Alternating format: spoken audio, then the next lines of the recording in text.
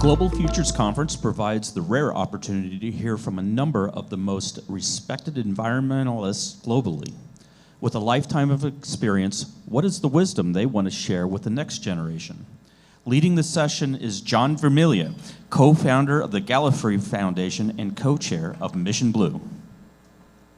Good morning, and it works. Thanks. I'd like to welcome to the stage Dr. Sylvia Earle, who is the president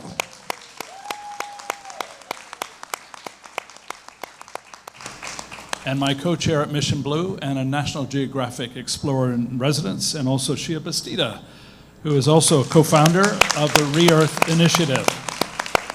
Thank you very much. Right, to start our discussion today, we're going to have a short clip from Sir David Attenborough.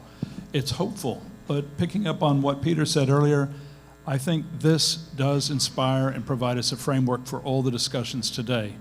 And Johan, you said, do we have a plan? Well, can we do the plan? So if I may, please, let's run the video. Suddenly, saving our planet is within reach. Suddenly, saving our planet is within reach. We've worked out all the problems. We've worked out all the solutions. We're working on all the solutions. And over time, most of them we can do now. The economy. And over time, our population growth is actually slowing down. Our population growth is actually... It will plateau. There's never been a better opportunity to take control. The plan is obvious. Stop doing the damaging stuff. Roll out the new green tech and systems as they arrive. Stabilize the human population as low as we fairly can. Keep hold of the natural wealth we have currently got, and in 80 years' time, we'll be past the worst of it. More than that, we'll have built a world with eternal energy, clean air and water, a stable, healthy world that we can benefit from forever. So what's stopping us? This opportunity is out of sight. Each of us is blinkered by the demands of here and now. Big picture, long term, they're not in our field of vision. That must change if we're going to change. We now have the choice to create a planet that we can all be proud of, our planet. The perfect home for ourselves and the rest of life on Earth. We have a plan. We know what to do. There is a path to sustainability. If enough people can see the path, we may just start down it in time.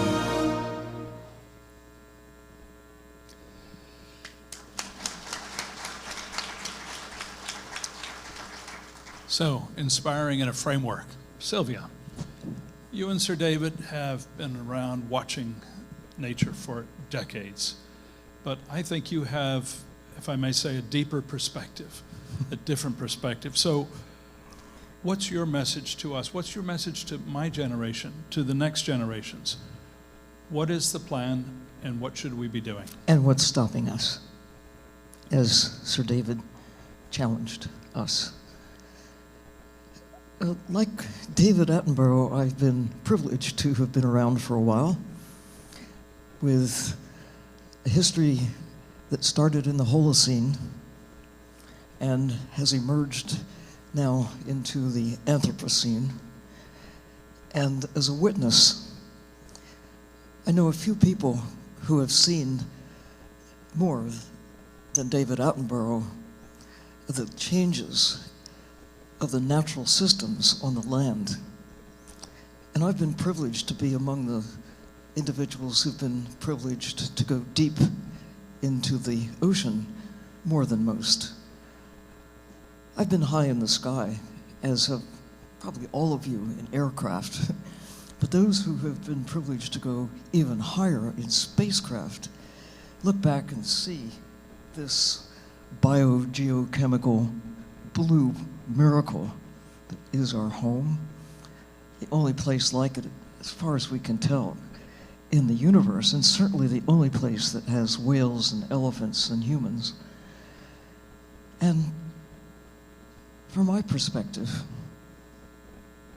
I just feel driven to want to share the view. I wish I could scoop all of us up right now and put us in a giant submersible and go down deeper than even whales can go. 11 kilometers down, 7 miles beneath the surface, into the deepest parts of the ocean, and realize that there's life all the way. We know quite a lot about the surface of the ocean. We're getting better about understanding, or at least mapping, the configuration of the sea floor, which, by the way, is most of the surface of the planet that just happens to be covered with water. It's 2/3, but it's 97% of the biosphere, that part of the ocean that extends from the bottom to the top, that is filled like a giant minestrone with all the little bits, living systems, a nursery for so many creatures, the largest creatures that have ever lived on Earth, including the great blue whales that now exceed in size and mass the largest of the dinosaurs. And they have the largest brains, too. Oh, by the way, biggest brain on the planet is that sperm whales carry around with them. They must know that their world has changed. They've experienced predation on a scale in the last 500 years, especially in the last 100 years, as our technologies have enhanced our ability to find, capture, and kill ocean wildlife, not limited to whales. When you think about, okay, what can we do to keep from digging the hole deeper, as Johan Rockström put it, to get us further and further over the edge toward decline? Well, there's one big idea I, who have witnessed changes in the ocean over a longer period of time than most. I have known a time when most coral reefs were in pretty good condition, when there were far more whales, no, far fewer whales. Now we have more. Why? Because we stopped killing them on the scale that we once did. But we have increased our ability and our approach to killing other ocean wildlife, tuna, swordfish, cod, herring. I mean, since the middle of the 20th century, we have really scaled up our capacity to take wild animals from the sea. We don't think of ocean life generally as wildlife, but it's the biggest wildlife trade on the planet. By the ton, we're taking the creatures from the sea. Okay, so if we want to stop digging the hole deeper, why don't we stop, or at least considerably reduce the impact on industrial fishing? Why are we even in Antarctica taking krill? There's no need for that. It's a choice.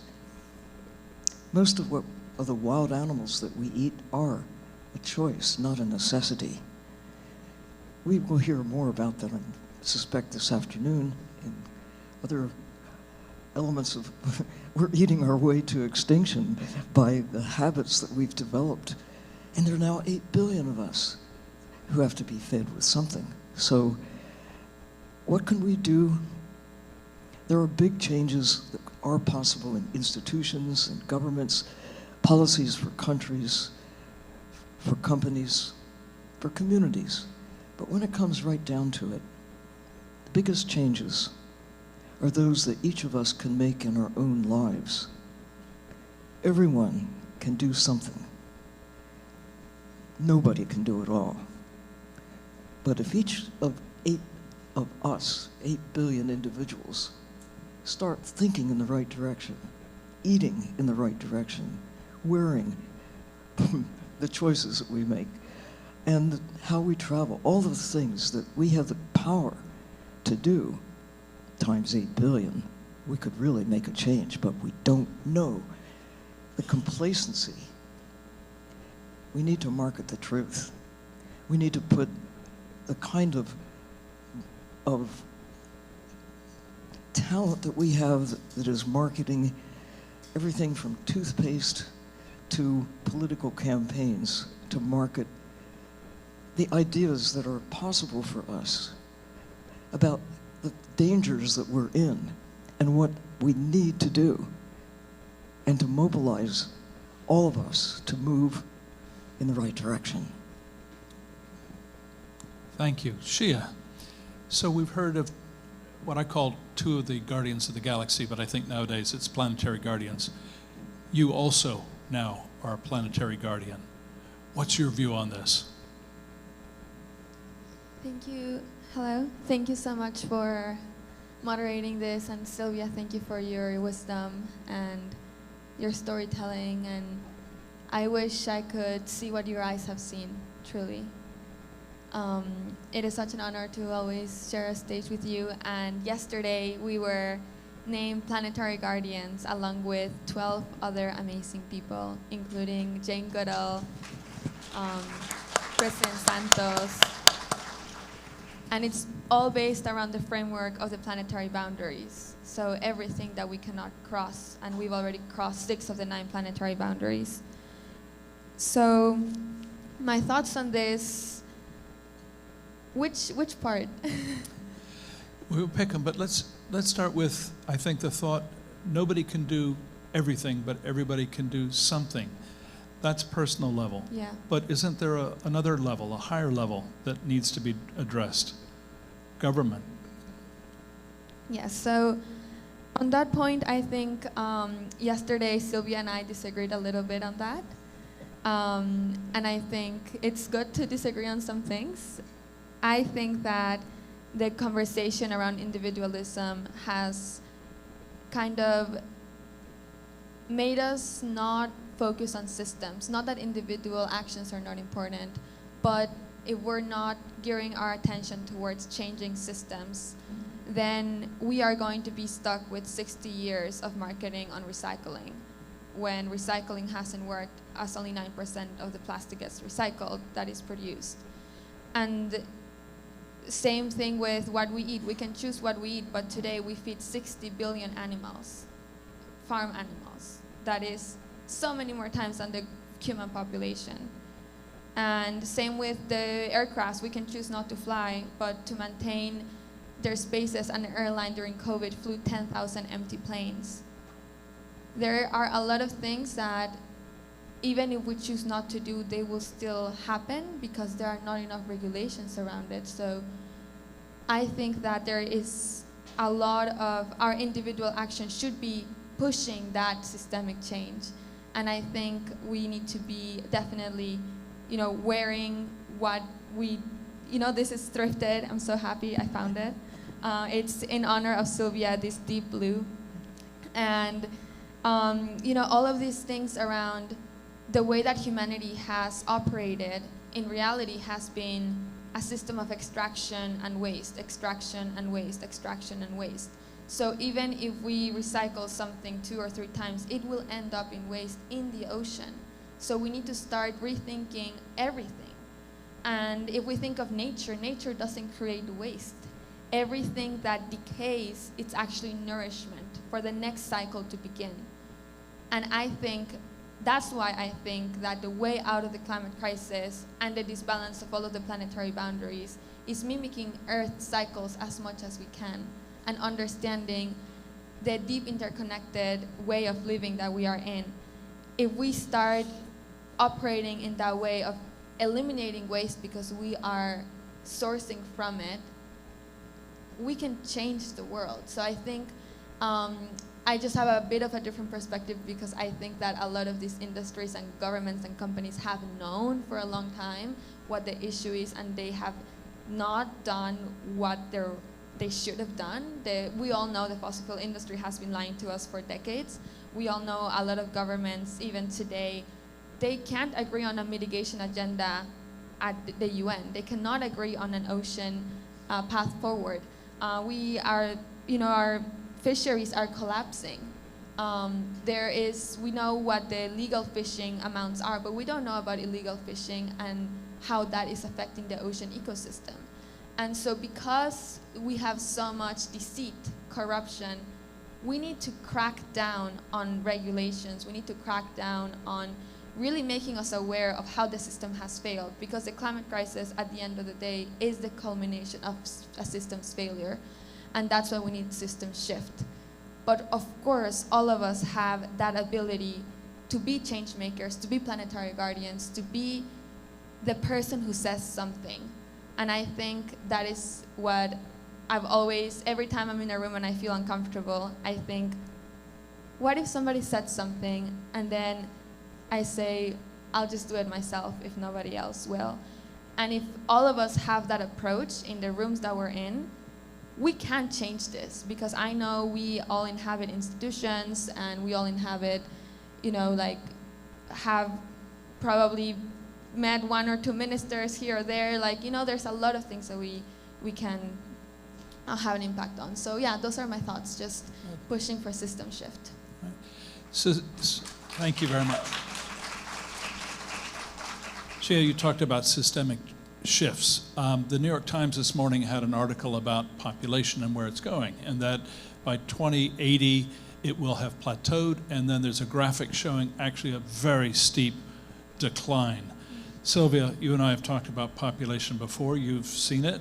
Give us your perspective on population and its impact in what we're here discussing today. Ed Wilson, the distinguished biologist, spent many years at Harvard, mostly studying ants. He also studied us and concluded that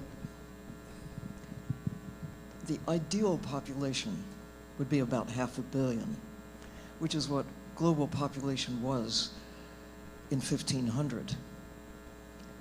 By 1800, there were 1 billion of us. When I arrived, 2 billion, about the time that Sir David appeared and Jane Goodall appeared. By 1980, 4 billion, and I've watched since then the doubling. All of you who've been around in recent decades have seen what appears to be just such prosperity for humankind, but we have not been accounting for the costs. And here we are. Again, as David Attenborough pointed out, this is the best time, 21st century, because now we know what we could not know when I was a child. I look at you, Xiye, and I say, you've grown up in a time blessed with knowing what Earth looks like from space. You know the magnitude of the problems that we now face. I mean, you're immersed in knowing that, we have to do something, but we also know what the scale. Imagine if we did not know about the melting of polar ice or the changing temperature globally. Going back to when there were only 500 million of us, this global perspective was simply impossible, and it is impossible for whales to know what we know. They know things we don't know, but they've never been high in the sky. They can't get to the deepest parts of the ocean. They can communicate over hundreds of miles, but they can't communicate in the way that humans can. They know so much more about the ocean because they live in it. They understand what we cannot understand. But we have the capacity to see it all in a way. But never before has that been possible. The smartest people who ever lived before the 1950s could not know what Xiye has grown up knowing about who we are, where we've come from, where we could be going if we get our act together. So I share Attenborough's optimism, but I also share the, what are we going to do about it? Why aren't we just electrified in the same way that he is, that Jane Goodall is, that I think all of you are? And isn't it ironic that we put billions of dollars into subsidizing the legal extraction of ocean wildlife by the ton. Isn't it ironic that we put billions of dollars, or maybe more, into marketing, just marketing points of view, whether it's political or selling something? You know, why can't we just put the emphasis on communicating in a way that every day you hear the news about the good news and the bad news, whatever it is? What can we do to make it a priority in terms of our everyday lives, not just the learned few that really get it about the urgency, but make it a priority for everybody to make those individual and collective choices. This is the best chance we'll ever have to make peace with the systems that keep us alive. But I don't have an answer, but I do know, like all of you, we know what to do. What's holding us back? Great. So Xiye, stop doing the damaging stuff. What are your priorities? Give me the 3 things that we should stop doing. Burning fossil fuels, subsidizing fossil fuels, and letting the fossil fuel industry into negotiation spaces. And by the way, the subsidies for fossil fuels, trillions of dollars. We subsidize the fossil fuel industry an equivalent of $11 million per minute. So by the end of this panel, it'll be more than $30 million into subsidies for fossil fuels. So, look, I applaud the mobilization of private wealth now. I mean, I'm so pleased to see like big billions of dollars being put toward saving, conserving the earth. At the same time, trillions, as you point out, 11 million per minute is taking us in the wrong direction. Can't we mobilize some of that wealth, like the subsidies for fishing, like the subsidies for fossil fuels? Can't we do a flip? Isn't there a way that we can push for, call it a revolution if you will. It's a revolution of the way of thinking about what matters. We really don't have a lot of time, but we do know what to do. We put so much into figuring out how to destroy. We are the species that has evolved to destroy nature on a scale that is unprecedented. What if we reward caring instead of killing? What if we make it fashionable to care? What if it becomes, in our time, the 21st century shift from this era of knowing how to consume nature and to kill one another, oh, by the way, if we could just make this the turning point. We know about tipping points. We're perilously close to many of them, but why don't we make this a turning point? It's there to be done. Either we will turn sharply in the wrong direction, but we do have the power of knowing. That's our superpower. We haven't had it any time in the past, but we do have it now. It's a matter of deploying it. I think that's the key question for today, for all of the panels. So in the few minutes we have left, Xiye, let me start with you. We know there's a plan. We know what we should stop doing. Attenborough said, we're blinkered. We can't see the big picture. If we cannot move from knowing the plan and executing the plan, we're cooked. How are we going to shift thought and understanding into action? I think ideas are super important because they guide all of our actions. And I want to go back to your question on overpopulation because it was Robert Malthus in the 19th century who started talking about overpopulation, and that had catastrophic impacts for the global south. Overpopulation is a myth. We could live on this planet populations of all species plateau and we can live on this planet without overusing resources. We don't have to create all that waste and all that extraction. Talking about population, in the 19th century caused the one-child labor policy in China. It caused a gender genocide in India where over 15 million girls were killed. In Latin America, there was forced sterilization. The 87% of people under 30 today, 87% of youth, live in the global south, meaning that all of these ideas have deep repercussions for how we see the world, how we see solutions, how we see especially those who come from places that have been historically occupied and colonized. And so when we talk about too many people, where are those people living and where are those people going to be from? So ideas are extremely important and data is extremely important. So we need to know all of these things. For example, in Lebanon, I was just there for the climate justice camp where over 400 youth came together to talk about climate solutions from over 100 different countries. And Lebanon had their last census in 1932. The people of Lebanon don't know how many people there are quantified. So we absolutely need to know the numbers and the data.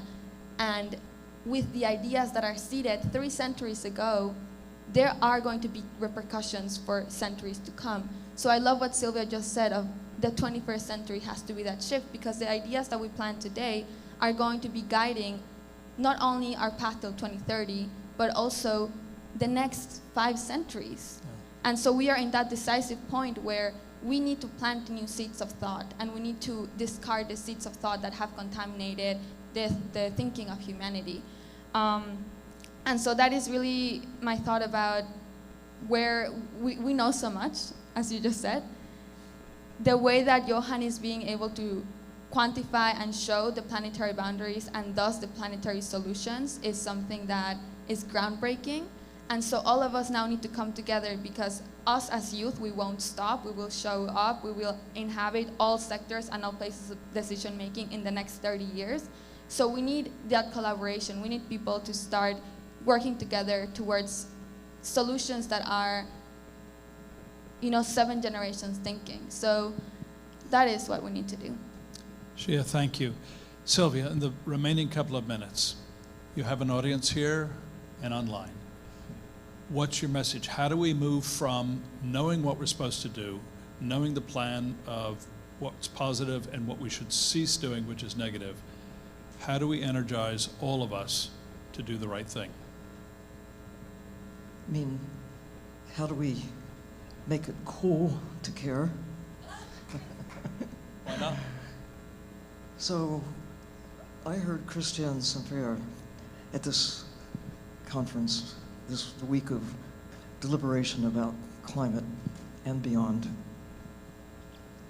He said there are 3 things. Transform, that means transform the way we think and act. We need to shift our perspective. This is the best chance we will ever have to take what we now know that couldn't be known before and to shape a future where we can find a place for ourselves within the natural living systems that make our existence possible. The greatest thing we take from nature is our existence, first of all. Secondly, to protect what remains of the natural wild systems that do underpin our existence and the existence of all the rest of life on Earth. Where are these areas? There's still some old growth rainforests, redwood trees, deserts that haven't been corrupted by our hand, our impulse to try to irrigate everything.